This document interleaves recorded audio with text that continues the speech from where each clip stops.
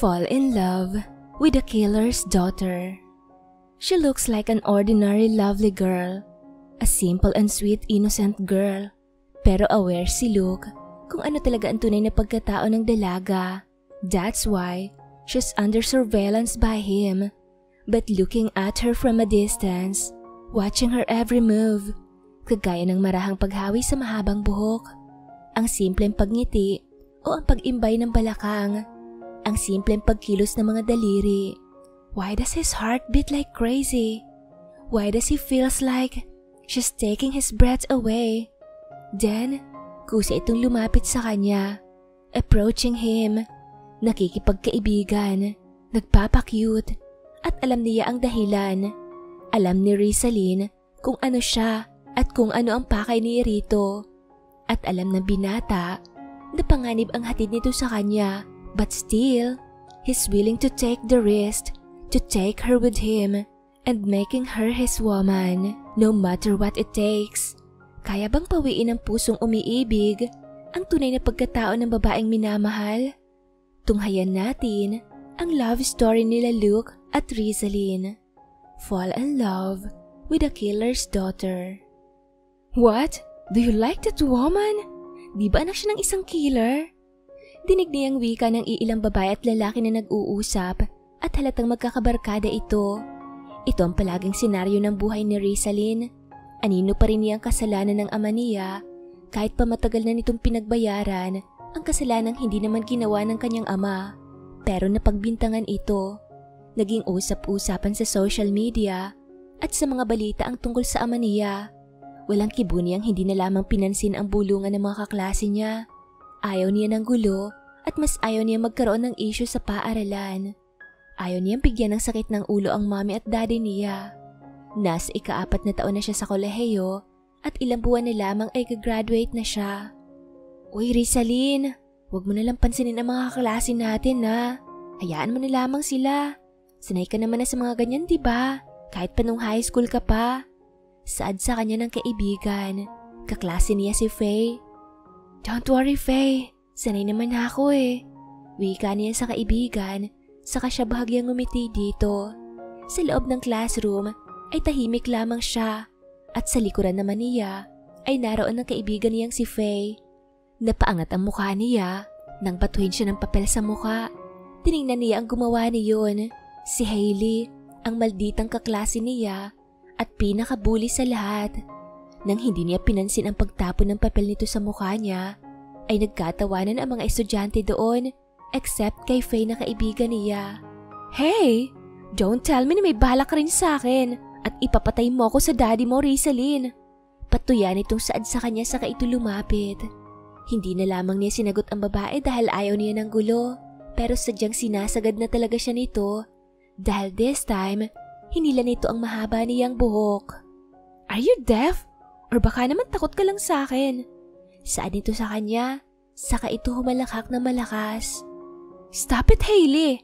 Wala ka bang magawa sa buhay mo at nambubuli ka na naman? Si Faye ang nagsalita at inis na sinabihan ng babae.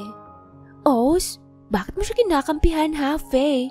Don't tell me na katulad rin ng daddy na Rizalin ng daddy mo. Ismid itong insulto kay Faye. Pwede ba? Kung makalait ka kay Rizalin, akala mo naman sobrang linis ng pamilya mo. Bakit, Hailey? Pwede mo bang i-share sa mga kaklase natin dito kung anong klaseng meron ng pamilya mo? Di ba may skandal ang mami mo? Patuyang wika ni Faye kay Hailey. Ang kaninang mapang-asar na boses at mukha nito'y napalitan iyon ng galit at pamumula ng mukha. How dare you para i-chismis ako? Galit nitong saad kay Faye. Bakit? Masakit bang katotohanan? Ha, Hailey? Ibang sitwasyon ng ama ni Rizalin sa magulang mo, Hailey. Ang daddy niya, pinagsilbihan ng ilang taong nasa kulungan ito. At ang mami mo? Ano? Ilang taon nang may kati siya. Painsultong sambit ni Faye sa babae. Tuluyan na talagang natameme si Hailey dahil inaway na ito ni Faye. Ano bang gusto mo iha ngayong graduate ka na? Tanong ng Mami Sofia ng dalaga. Mom, kayo lang ni Daddy para sa dinner date natin ay sapat na po. Wala na po akong mahihiling pa. Sabi niya sa ina. Ay sus, nagdrama ka na naman anak. Siyempre naman kakain tayo mamaya sa dinner. Saan mo ba gusto? Tanong nito sa kanya. Gusto ko po sana sa Tagaytay, Mom. Maaga lang tayo doon para doon tayo kakain ng dinner. What do you think po? Wika niya sa ina. Sure anak, basta ikaw. Saka, pinag-usapan na rin namin yun ng dad mo. Kaya alam kong bukas matutuloy tayo. Excited na saad ng kanyang ina. Thank you ho, Mom. Wika niya dito. Basta para sa'yo anak, gagawin namin ng daddy mo. Alam mo namang mahal na mahal ka namin, di ba? Ngiting sambit pa nito sa kanya. I love you too, Mom. Oh, ano ba ito? Kayo lang ba ang maglalambingan dyan? Hindi ba ako kasali? Sabay silang napalingon ng mami niya nang dumating ang kanyang ama. Nagkatawanan na lamang sila sa pagsimangot ng daddy niya. Nag-iisang anak si Rizalyn na mag-asawang Sofia at Noberto. Sila ang may-ari ng 3 pharmaceutical sa buong Pilipinas. Si Rizalyn Gonzalez ay simpleng dalaga lamang ito. Kahit mayaman siya, ay hindi niya pinakita sa ibang karangyaang meron siya, lalo na sa kaibigan niyang si Faye. Subalit nakulong at napagbintangan ng ama niya sa kasalanang hindi naman ito ginawa. Pero hanggang ngayon, kahit matagal na ang isyong iyon, nakapaskil pa rin sa mga tao ang panghuhusga sa kanilang pamilya, lalo na sa kanya.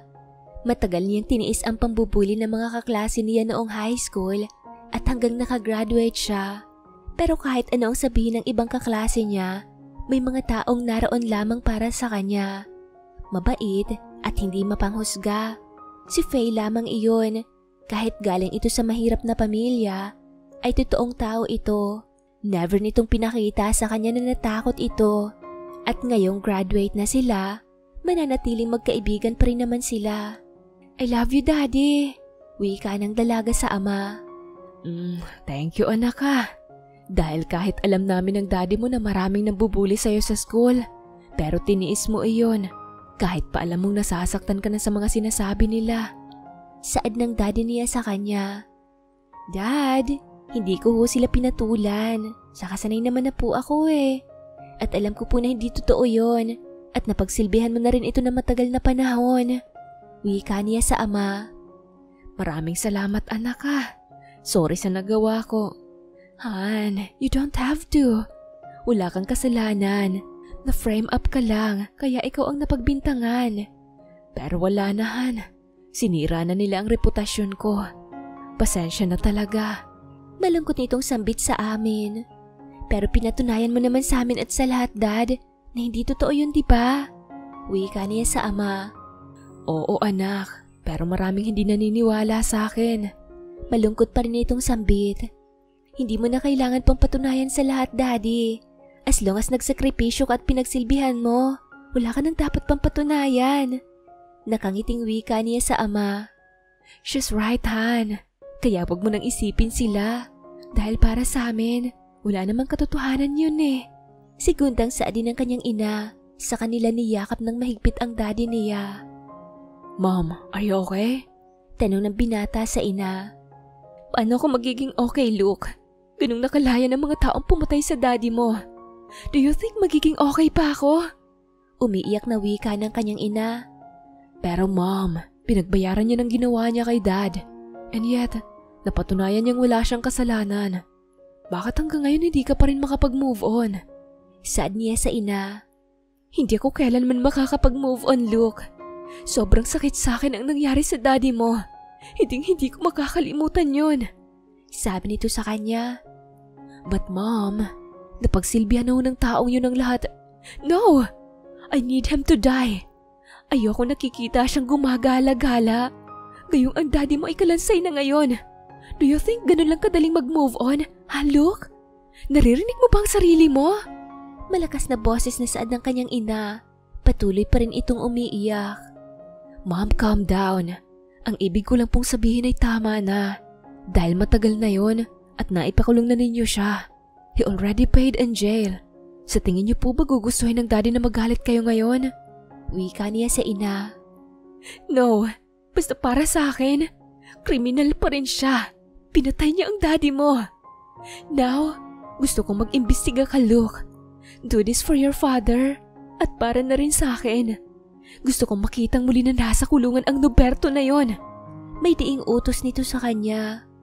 But mom, no buts, Luke. Sundin mo ang gusto ko. Pinal na sambit nito sa kanya. Wala siyang nagawa kundi tumango na lamang dahil naghihisterya na naman ang mami niya. Luke Sandoval is an NBI agent. Kakapasok lamang niya sa pagiging agent. At ngayon, may una siyang naging client at trabaho. Ang mami niya, ayaw niya, pero kailangan niyang gawin para sa kanyang ina. Ma'am, alis na ho muna ako. May kikitain akong kaibigan ngayon. Dito lang ho kayo sa bahay Sabi niya sa ina. Sige iho, basta yung bilin ko sa'yo ha? Saan pa nito? Okay ho ma'am.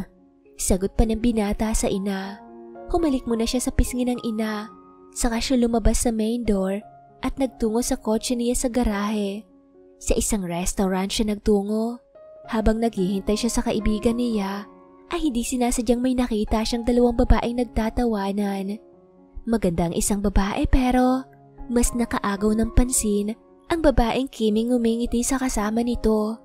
At para bang familiar sa kanya ang dalaga. Noon lamang niya nakilala ito nang maalala niyang itsura ng babae. Anak ito ni Norberto Gonzales, ang taong pumatay sa daddy niya. Pero ayon sa sabi-sabi ay na-frame up daw ang ama nito, kaya ito ang napagbintangan. Pero ang sabi ni Norberto Gonzales ay tinulungan lamang niya ang ama niya, pero hindi talaga siya ang pumatay niyon. Pero ito ang nahuli ng mga pulis na may hawak ng patalim na hinihinalang ginamit ng ama nito at pinatay ang daddy niya. Naging magulo at balita sa buong bansa ang nangyari sa pagkamatay ng ama niyang si Antonio Sandoval. Dahil pareho kilalang ama niya at si Norberto Gonzales sa larangan ng pagnenegosyo, kaya pumatok ang balita noon. At ngayon, gusto niyang makilala ang anak na dalaga ni Norberto Gonzales no matter what it takes. Tapos na silang mag-usap ng kaibigan niya, pero hindi pa rin siya umaalis sa restaurant na iyon. Nakatuon ang pansin niya sa dalawang babae na seryosong pinag-uusapan. At dahil sa gusto niya makilala ang dalaga, kaya naman ay tumayo na siya upang puntahan ang mga ito. Tumikim siya ng malakas para kuhanin ang pansin ng mga ito. Sabay pang lumingon ang dalawang babae at sabay na nag-angat ng ulo para tingnan siya. Hi! Bati niya sa dalawang babae. Halatang nagtataka ang mga ito dahil sa biglaan niyang paglapit dito. I'm Luke Sandoval. Saad niya sa mga ito. Sa kanya binigay ang palad niya para makipag-shake hands sa mga ito. Pero ang tumanggap sa pakikipagkamay niya ay ang kasama ng dalagang anak ni Norberto Gonzales. Hello, I'm Faye Reynoso. Pakilala nito sa kanya. Nice to meet you, Faye. How about this lady? Sabi niya sa babae. Nakita niyang siniko ng babae ang kaibigan nito, saka ito nagsalita. Uy Risa, gusto ka daw niya makilala. Nahinang wika nito sa kaibigan na hindi nakaligtas sa pandinig niya. Ha? I'm Rizalyn Gonzales. Napipilitang sagot nito. Rizalyn, ang ganda. Kasing ganda mo. Saad niya sa dalaga, sa kanya tinitigan ang mukha nito. Nakita niyang naraw ng pagkalito at pagkataranta nito, kaya hindi na lamang niya kinulit ang mga ito.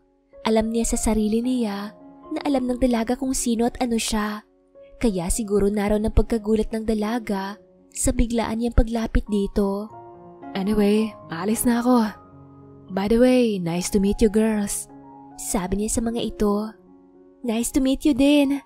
Si Faye ang sumagot niyon sa kanya. Sakay ng kotse niya ay hindi mawaglit sa isip niya maamo, ngunit magandang mukha nito. Sobrang ganda talaga ng anak ni Norberto Gonzales. Pero dapat pa rin siyang mag-ingat dahil kahit pa napatunayan sa korte na walang kasalanan ng ama nito sa pagkamatay ng daddy niya, ay ayaw pa rin maniwala ng puso niya na wala itong kinalaman. Kahit pa sinabi niya sa mami niya na mag-move on na lamang, pero sa puso niya ay mahirap mag-move on dahil sila ang nawalan. Kaya nga siya pumasok sa pagiging agent upang malaman ang tunay na nangyari sa daddy niya at upang malaman niya kung totoong nagsasabi ng totoo si Norberto Gonzales at wala nga talaga itong kasalanan. Dahil sa ngayon, nababalot pa rin ng sakit ang puso ng mami niya sa pagkawala ng kanyang ama. Mahirap mag-move on. Tama ang mami niya, pero maski siya ay nahihirapan din doon. Gusto niyang ipaghiganti ang ama sa pamamagitan ng batas. Nasa harap na siya ng mansyon nila at bumusina siya para makapasok sa loob. Gusto niya magpahinga muna dahil marami pa siyang gustong siyasatin, lalo na sa bago at unang kasong hahawakan niya. Look anak, magpahinga ka muna doon. Ipapatawag na lamang kita kapag nakaluto na ako ng merienda natin, ha? Saad ng mami niya na makapasok na siya sa main door at salubungin siya nito. Sure mom, thank you po. Wika niya sa ina. Tumango naman ito saka bumalik sa kusina. Siya naman ay umakyat na rin sa hagdanan para magpahinga sa silid niya kahit ilang oras. 11:00 na ng gabi pero hindi pa rin makatulog si Rizalyn sa unang pagkikita nila ng anak ng bumintang sa daddy niya. Bakit kaya naroon ang lalaking iyon sa mismong restaurant na pinagkainan nila ng kaibigan niyang si Faye? May sadya kaya ito sa kanya o kaya naman ay sinisiyasat siya nito? O baka may masama itong gawin sa kanya? And worst, stalker niya ito. Hindi siya papayag na mahulog sa bitag nito kahit pagwapo ito. Wala siyang pakialam. Kailangan niya ring mag-ingat dito. Kung gusto nitong paikutin siya sa mga palad nito, tatapatin niya rin ito ng laro sa mga palad niya. Pero in fairness, gwapo talaga ang lalaki. May girlfriend na kaya ito o asawa? Piping bulong niya sa kanyang sarili. Maski ang kaibigan niyang si Faye ay kinilig nang umalis na ang lalaki matapos nitong magpakilala sa kanila. Pero kahit na very friendly ang ngiting iginawa dito sa kanila, kailangan niya pa rin mag-ingat sa lalaking iyon. Hindi siya kampante dito. Muli niyang sinilip ang orasan na nasa gilid ng kama niya at nang makita niyang alauna na, saka lamang niya na lamang mahaba na palang paglalakbay ng isip niya. Nagpasya na lamang siyang piliting ipikit ang mga mata niya para tuluyan na siyang makatulog. Pasado 8:00 na siya ng umaga nagising. Pagkatapos niya maghilamos at magmumog, ay bumaba na siya sa komedor para kumain na. As usual, hindi na niya nadatnan ang daddy niya sa hapag. Ang mami niya na lamang ang nadatnan niya doon. Nag-aayos ito ng mga pagkain na ilalagay sa ref. Ganito ka-hands-on ang ina niya pagdating sa bahay o sa kusina. Kahit pa kasi marami silang kasambahay, ay hindi nito inaasa sa mga katulong ang mga kaya nitong gawin. Mas gusto kasi nitong lahat ng kinakain namin ni daddy ay ito ang nagluluto. Not unless may mahalagang lakad ito o busy, kaya minsan sa katulong nila inuutos ng mami niya ang pagluluto. O anak, andyan ka na pala. Kumain ka na. Gusto mo, initin kong pagkain para mas masarapan ka? Wika sa kanya ng ina. Hindi na ho ma'am, kaya ko na po ito, saka kahit na hindi initin ang pagkain, alam ko naman ho na masarap yun dahil kayo ho yung nagluto. Ngiting sagot niya dito. Talaga anak? Gusto mo ang luto ko? Masayang saad nito sa kanya. Siyempre naman ho ma'am, saka matagal na no? Gusto ko ring matuto sa pagluluto para kapag may asawa o sariling pamilya na ako. Alam ko kung paano magluto at di na ako mangangapa pa. Wika niya sa ina. Well, that's good anak. But wait, may boyfriend ka na ba? Tanong nito sa kanya. Naku ma'am, wala ho. Sinasabi ko lamang ho yung posibilidad. Saad niya dito. Sigurado ka ba anak ha? Baka naman sinisikreto mo lang yan sa amin ng daddy mo. Sambit pa nito. Mabilis siyang umiling sa ina, saka sinagot ito. Wala ho talaga ma'am. Kung meron man ho, kayo ni daddy ang unang makakaalam. Ngiting wika niya dito. Tumango-tango naman ito sa kanya saka ngumiti. Subalit ang isang beses nilang pagkikita ni Luke Sandoval ay naulit muli. Hindi sinasadyang magkita sila nito sa isang beach sa Batangas. This time ay hindi niya nakasama si Faye ng araw na dumating siya dito. Nauna lamang siya sa kaibigan dahil bukas pa daw ito darating. Nagkaayaan kasi sila nito na magpunta sa beach para maiba naman. Ngayon nga ay nagkita sila. Akma na sanang tatalikod si Rizalyn nang mapansin siya ng lalaki at tawagin ito ang kanyang pangalan. Rizalyn, is that you? Wika pa nito sa kanya. Hindi na sana niya ito papansinin, pero muli ay tinawag nito ang pangalan niya. Rizalyn, It's me, Luke. Remember me? Nakangiting saad nito sa kanya. Andito ka pala. Alanganin niyang sagot dito. Yeah, how about you? What are you doing here? Tanong nito sa kanya. May usapan kasi kami ni Faye na mag-beach. Actually, nauna lang ako sa kanya dahil bukas pa daw siya darating. Sa bagay, okay lang naman dahil hanggang 1 linggo kami dito. Wika niya dito. Ganun ba? Akala ko kung sinong kasama mo dito. Kasama ko talaga siya. Anyway, babalik na ako sa silid ko ha. Mamaya na ako maliligo sa gabi. Saad pa niya rito. Ayaw mo bang maligo kahit may araw? Tanong nito sa kanya. Hindi naman sa ganon, tinatamad lang talaga ako. Sabi niya sa lalaki. Sa bagay, nakakatamad naman talaga. Sambit pa nito. Yes, anyway, babalik na ako ha. Sabi niya sa lalaki. Tumango naman ito, saka siya tumaliko dito at bumalik sa kanyang kwarto na nakuha.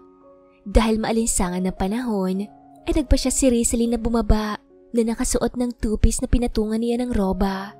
Saka siya lumabas ng silid niya at dumiretso sa dalampasigan. Mabilis niyang nilapag ang roba niya sa buhangin, saka siya naligo sa dagat. Nasa ganon siyang ayos nang marinig niyang familiar na boses. Alone? Can I join you? Tanong ng lalaki sa kanya. Nilingon niya ito, sa kanya ito sinagot. Sure, sabi niya dito. Hindi ka ba nabobore dito? Saka, masyadong madilim sa bahaging dagat na to eh. Wika nito sa kanya. Okay lang naman eh, gusto ko ang tahimik. Saad niya dito. Sa bagay, nakaka-enjoy din kasi maligo na mag-isa. Walang istorbong katulad ko. Sabi nito sa kanya. Wala naman akong sinabi Saka sanay na ako. Wika niya dito. Saglit itong natahimik. Saka siya muli ay kinausap nito.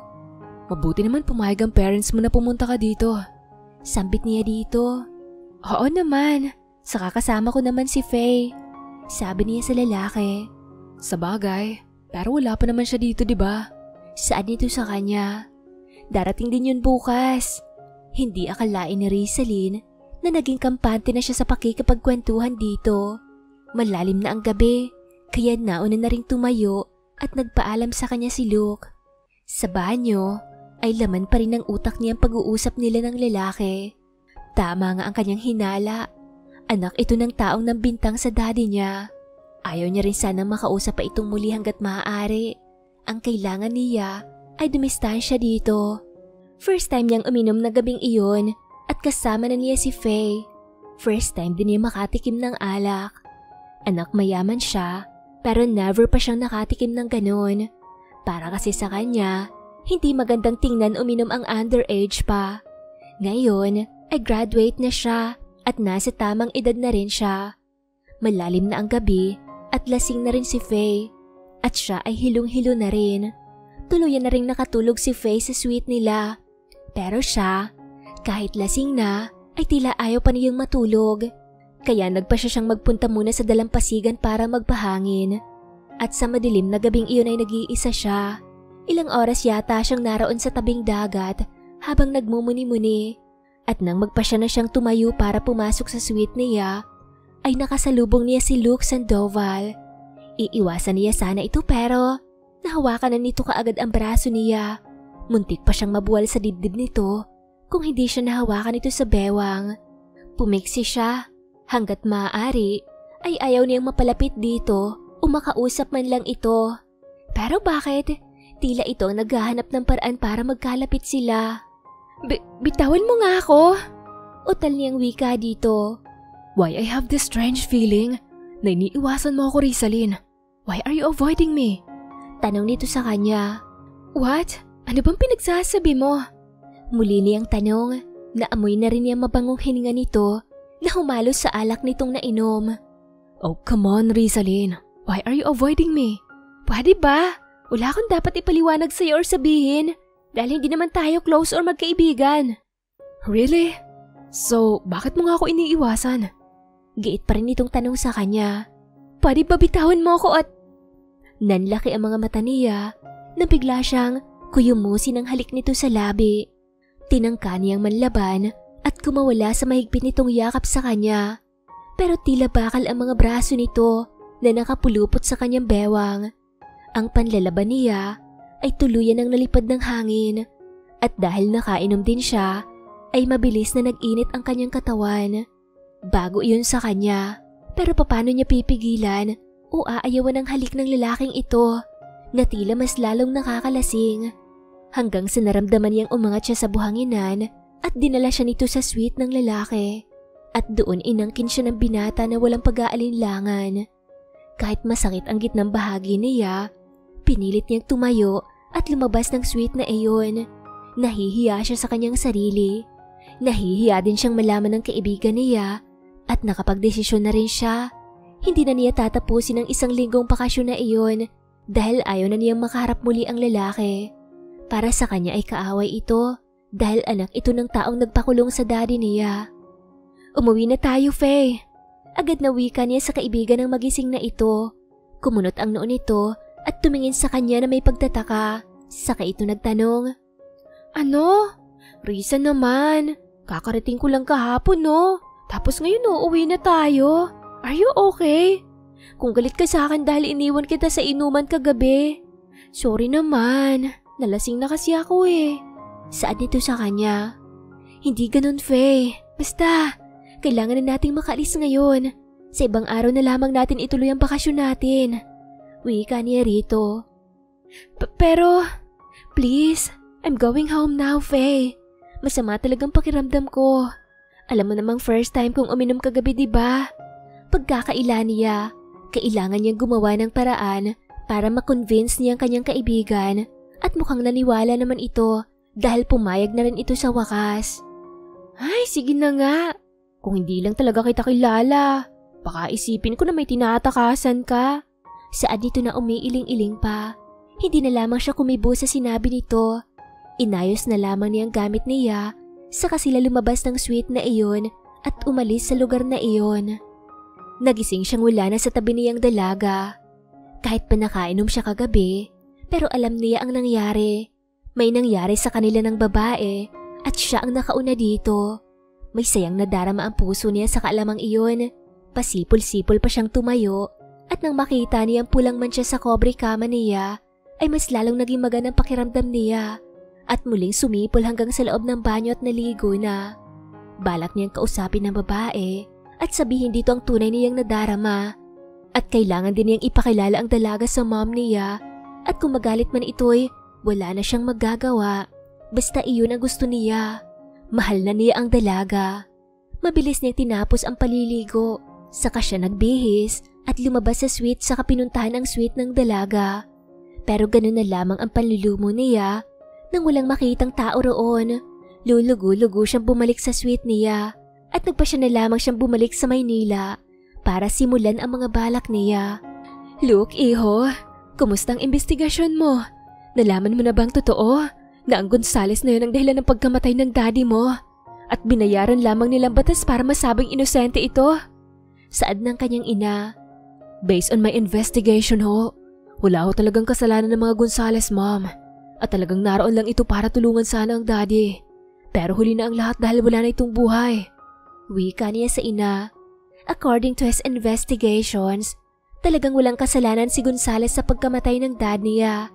At dahil wala itong kasalanan, kaya ang tinututukan niya ngayon ay ang totoong salarin sa pagpaslang sa ama niya. What? So you mean, wala talaga siyang kasalanan? Saad ng mami niya. Yes, mom. At ang tungkol sa tunay na salarin. Don't worry, mom. Doon ako nagpo-focus. Wika pa niya dito. Sana nga anak ay mahanap mo na rin siya para maipakulong na rin natin. Yes, mommy. Sagot niya sa ina. So, how's your vacation? Nag-enjoy ka ba doon? Tanong nito sa kanya. Oo naman, mom. Nag-enjoy ako doon. Nangingiting sagot niya. Kumunot ang noon ng mami niya kaya nagtanong ito. What's with that smile? May kailangan ba akong malaman, anak? Interesadong tanong nito sa kanya. Saka na po, mami, kung makausap ko siya ulit. Really? May girlfriend ka na ba? What's her name? Sunod-sunod na tanong nito sa kanya. Well, hindi ko ho alam, ma'am, kung approve ba siya sa inyo. Malungkot niyang sagot sa ina. Bakit naman anak? Alam mo namang hindi ako namimili ng babaeng magugustuhan mo. Basta mahal mo siya, suportado kita doon. Ngiting saan nito sa kanya. Talaga ho, ma'am? Pero sige ma'am, hayaan nyo. Ipapakilala ko siya sa inyo someday. Come on, iho. Say to me, sino ba siya ha? She's Rizalyn Gonzalez, ma'am. Anak siya ni... What? Pero anak, hindi ba't nakakahiya sa mga magulang niya na naging kayo ng anak nila? Utal nitong tanong sa kanya.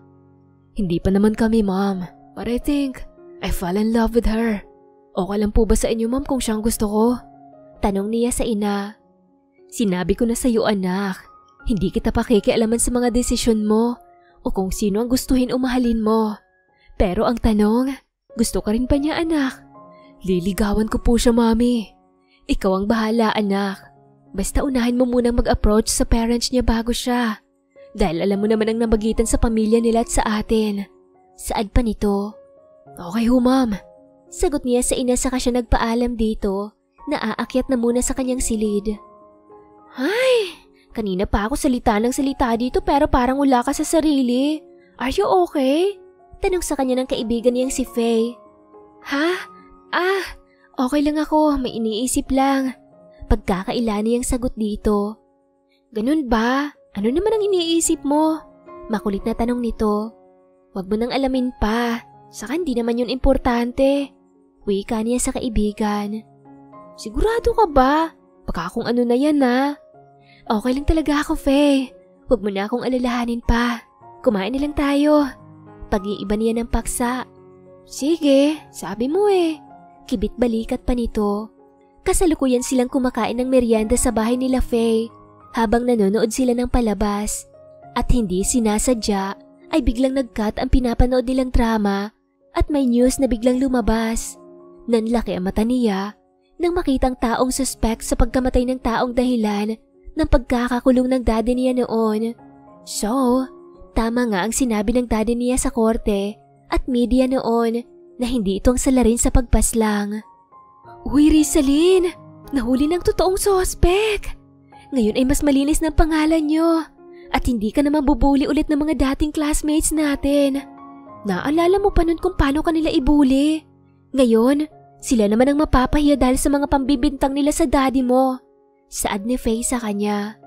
Kahit hindi ibalita sa media, Faye, naniniwala pa rin ako sa daddy ko dahil ama ko siya. Wika niya sa kaibigan. Tama, pero ngayon, totoo na talagang walang kasalanan ng daddy mo. Nang matapos na ang balita ay muli silang nanood ni Faye ng pareho nilang paboritong drama. Hapon na nang makauwi siya sa kanila, ngunit nagulat siya nang mabungaran sa living room ang hindi niya inaasahang bisita ng magulang niya. Si Luke at may kasama itong may edad na babae at sa hinuha niya ay ito ang ina nito. Ano kayang ginagawa ng mag-inang ito sa kanila? Bulong niyang tanong sa kanyang isip na nagpakunot ng kanyang noo. Oh, Rizalyn iha, andyan ka na pala. May bisita pala tayo. Sa lubong na wika ng kanyang ina, napansin niyang pagtitig sa kanya ng binata at sa titig pa lamang na iyon ay nag-iinit na ang kanyang pisngi. Hello iha, bati sa kanya ng ginang. Hello po, utal naman niyang sagot. Hi, kumusta ka? Tanong naman ni Luke sa kanya. I'm fine. Iha, maupo ka. May pag-uusapan tayo. Saad ng daddy niya. Sige ho, sabi niya sa ama. Nang matapos ang usapan nila, ay pasimple siyang lumabas ng bahay nila at nagpunta sa pool area ng kanilang bahay. Ilang minuto na siya roon habang nag-iisip, pero nagulat na lamang siya na may nagsalita sa kanyang likuran. Alone? Ang familiar na boses ang nagpalingon sa kanya. Yes, anyway, ano ba talagang sadya nyo dito? Yun lang bang sadya nyo? Tanong niya rito. Actually, kay mami, yes. Pero sa akin, ang sadya ko dito, ikaw yun. Sabi nito sa kanya. Lihim siyang napalunok sa sinabi ng lalaki. Kinabahan siya nang hindi niya mawari, pero sinikap niyang kumalma at parang hindi siya interesado. I just came here to ask you kung pwede ba katang ligawan. Since may nangyari na sa atin. Pwede ba? Tigilan mo nga ako. Baka may makarinig sa mga sinasabi mo. Putol niya sa sasabihin ng lalaki. Sorry pero seryoso ko sa sinabi ko. Sabi pa nito, pero hindi na siya kumibo pa para hindi na humaba pa ang usapan. Bahala na siya kung anong gagawin niya sa loob-loob ng dalaga. Simula nang naging okay ang pamilya namin sa pamilya ni Rizalyn, ay nagsimula na rin silang lumabas ng dalaga. Nagdi-date sila kapag ka may vacant time sila. Although hindi pa siya sinasagot ng dalaga, pero nararamdaman na niya na mahal na siya nito. Kaya he made a surprise for her. Inimbita niya ang parents nito at ang kaibigan ng dalaga, pati na rin ang mami niya sa isang beach na nabili ng binata. Balak niyang doon manligaw ulit sa harap ng magulang nito at sa kanyang ina. Wow, this is paradise! Ang ganda naman dito, look! Hindi mapigilang bulalas ni Rizalyn sa nakitang kagandahan ng resort. Thank you at nagustuhan mo ang resort. Saad niya sa dalaga. Oo naman, pero wait, tayo lang ba dito? I mean, mag-overnight ba tayo? Hindi kasi ako nakapagpaalam sa parents ko eh. Sabi niya dito. Don't worry, malalaman din nila to. Ano? Ano bang ibig mong sabihin? Putol nito sa sasabihin niya. Relax, ikaw talaga. Huwag mo munang isipin ang parents mo. Sabi niya sa dalaga. Pero, surprise! Sabay silang napalingon ni Rizalyn at nakita nila na magkasunod na dumating ang mami niya at ang parents ni Rizalyn. Nanlaki ang mga mata nito nang makitang kasama ng parents nila si Faye. Mom, Dad, andito rin kayo? Kita sa mukha ng dalagang pagkagulat. Yes, anak! Saad ng ina ng dalaga. At eksaktong pasado 7:30 nang matapos silang kumain ng hapunan.